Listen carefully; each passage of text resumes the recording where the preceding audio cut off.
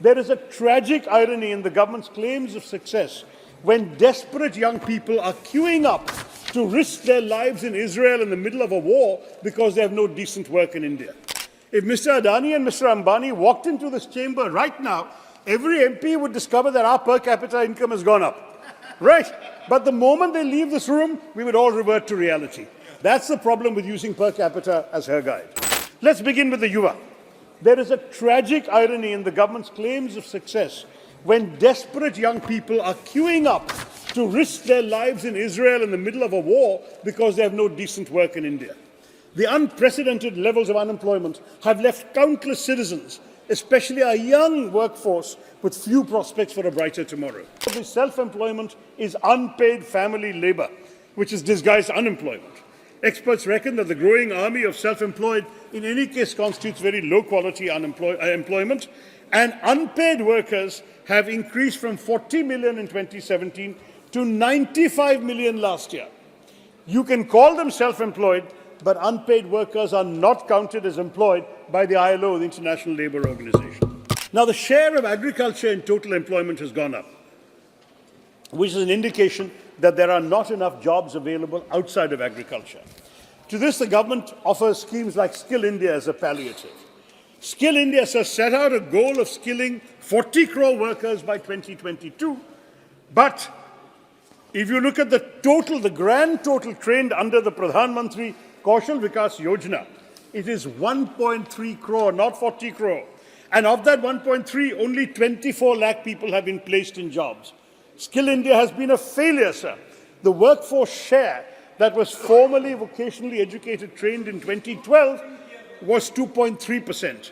In 2023, after 10 years of this government, the share has gone from 2.3 to 2.4%. What should we say? Congratulations.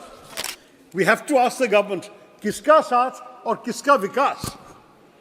The question again brings me to yet another aspect of the government's underperformance, woefully ignored in the Honourable Finance Minister's speech. She said people are living better and earning better. Average real income, she said, has increased by 50%. But first, there's no data available on individual household income. So how does the government say it's increased by 50%? If she's merely talking per capita GDP, sir, that is not a valid comparison, as per capita GDP will go up on the basis of people who are rich at the top of the pyramid without actually affecting the incomes of those at the bottom. If Mr. Adani and Mr. Ambani walked into this chamber right now, every MP would discover that our per capita income has gone up. Right? But the moment they leave this room, we would all revert to reality. That's the problem with using per capita as her guide. So let's look at the Garib. I'm looking at each of these castes, quote-unquote, that she mentioned. The government claims it made 25 crore people free from multidimensional poverty in the last 10 years. Now, that claim has to be interrogated. First, if 25 crore have indeed been freed from poverty, why are 81 crore still receiving free food grains?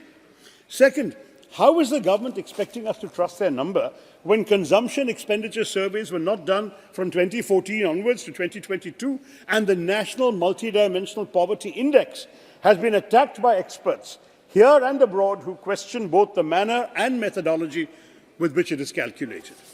The truth is the government's record is disillusioning. The global poverty line at one point was $1 a day, now it's $2, according to World Bank and UN figures. But in India, despite all the government's tall claims of growth, the official national poverty line is very low, at rupees 1,286 per month per person in urban areas and 1,059 per month per person in rural areas. Has the government raised 25 crore people above these levels? There's no indication. The Indian government has conducted no survey, neither a national consumption expenditure survey, and of course no national census either. We are in a statistical void, and what we only have is this multidimensional poverty index of the Niti Aayog, which is a new index they have created, which cannot be compared with any past poverty numbers. We have absolutely no basis for judging whether poverty has actually gone down, as the finance minister claims. As we all know, on issue after issue, NDA apparently stands for no data available. Even in the latest interim budget speech, the finance minister spent a lot of time celebrating the success of GST amassing a lot of revenues. But her speech was not punctuated this year with any verses or shairis, not even from Thiruvalluvar. So I prompted a poet friend of mine to put the plight of the suffering it caused the Aam Aadmi into verse. and I'd like to share it with her to italicize the really sad state of the Indian economy from the point of view of a common man like this Kavi. कर्ज के बोझ से आम आदमी तर हो गया, महंगा हो गया खाना पीना, महंगा घर हो गया। मंत्री जी के बजट की खामी हम बतलाते हैं, सिर से करके शुरू चलो पैरों तक जाते हैं। कुछ चुनिंदा यारों के बड़े बंगले हो गए, बालों से पैरों तक आते हम कंगले हो गए। पूछ रहा था कोई, हम वजन कैसे घटाते हैं, जब से सब्जियों के दाम बढ़े हम कम से खाते हैं। दिखा के लॉलीपॉप वो भरमा कर चले गए, इस बार भी वो अपने ही गुण गाकर चले गए। कैसे सोच लिया कि जनता फिर से माफ करेगी, कैसे सोच लिया कि जनता फिर से माफ करेगी, इस बार चुनावों में जनता जड़ से साफ करेगी। The External Affairs Minister told Parliament that over 16 lakh Indians gave up their citizenship, including 2,25,000 in 2022 alone. High net worth Indians are leaving the country because of this government's tax terrorism. 7,500 millionaires left India in 2022, 6,500 last year. They have taken their resources to invest them abroad and not in our country, where private investment is seriously down under the NDA government. The total expenditure to the Ministry of Agriculture and schemes related to farmers' welfare has been declining as a percentage of the total budget outlay since 2019. And during this government's period from 2014 to 2022, at least 1 lakh farmers have committed suicide, as per recently released National Crime Records Bureau report. This amounts to a scary 30 suicides per day, every day that BJP has been in power, sir, in the last 9 years. The Prime Minister's promise to double the income of farmers between 2015 and 2022 lies in shambles. They've stopped repeating it. The headlines were made at one time, now they've not been repeating it or fulfilling it, sir. The issue has disappeared completely from policy making, while the real incomes of agricultural households from cultivation has fallen, as I said, by 1.4%.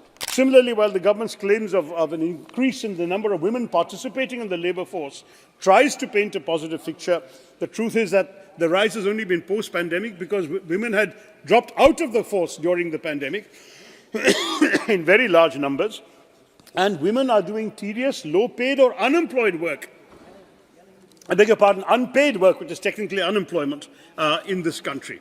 India ranks 127 out of 146 countries in the Global Gender Gap Index 2023, a searing indictment of our inability to provide the space that our women need to survive and thrive in the labour force. Finally, sir, the Finance Minister reserving an amount of 11,111,111 crores for capital expenditure shows there's nothing particularly scientific about the calculations in a budget.